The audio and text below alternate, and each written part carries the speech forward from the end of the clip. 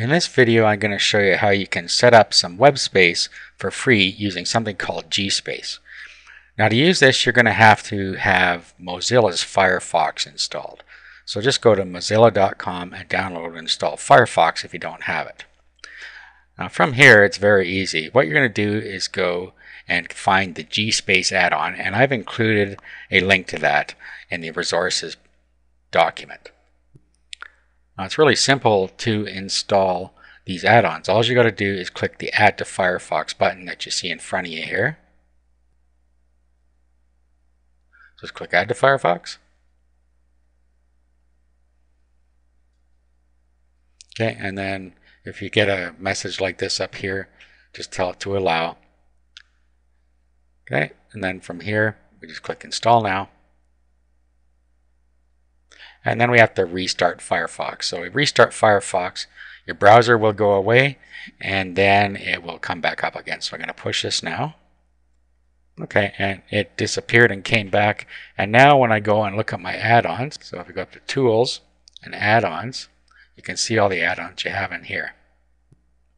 Okay, and here we see that we have Gmail Space. Okay, so it's all ready to go. Now let's have a look at how to use it. Let's close this. Okay, now if we go to Tools, and then we'll go to GSpace. Okay, it'll load up here. On the left side, you have My Computer. On the right side, you have My GSpace. Now, of course, you're going to have a Gmail account.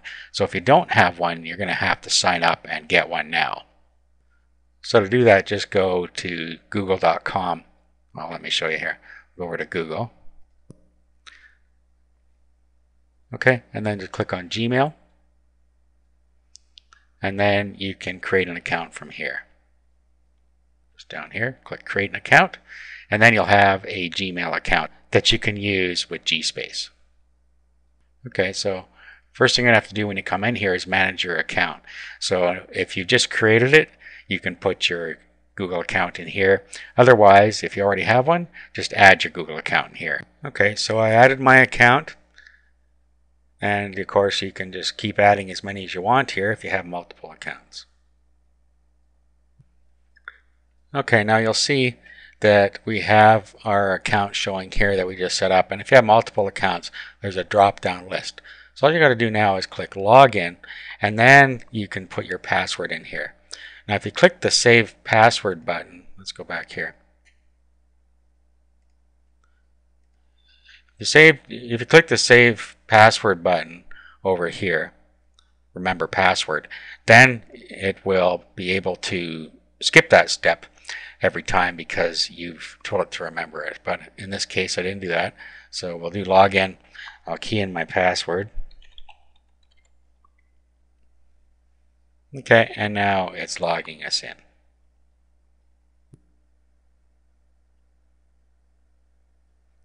Retrieving the files. Okay, and I have nothing in there. Okay, now on this side, this is your computer. So what you can do here is you can just navigate as you normally would. So we can click Browse, and then a little window comes up, and then we can go from here to wherever it is we want to go. So say we want to go to Public Pictures, and then we can pick something out of here.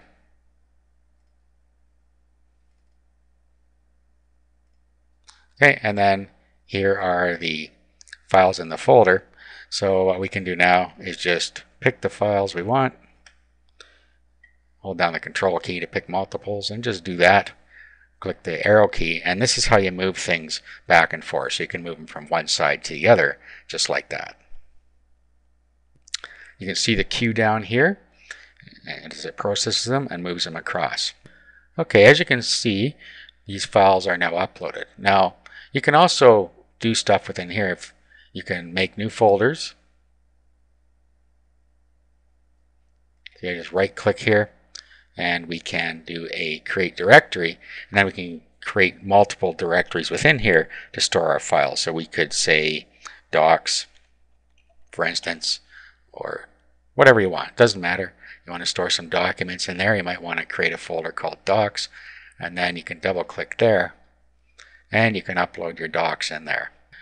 And then you can navigate, of course, back and forth just by using this. This is pretty standard symbols. You should recognize those.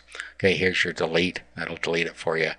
Over here, you can refresh to see if any changes are in there. And then this is your create directory, which I did as a right click as well. You can do it either way.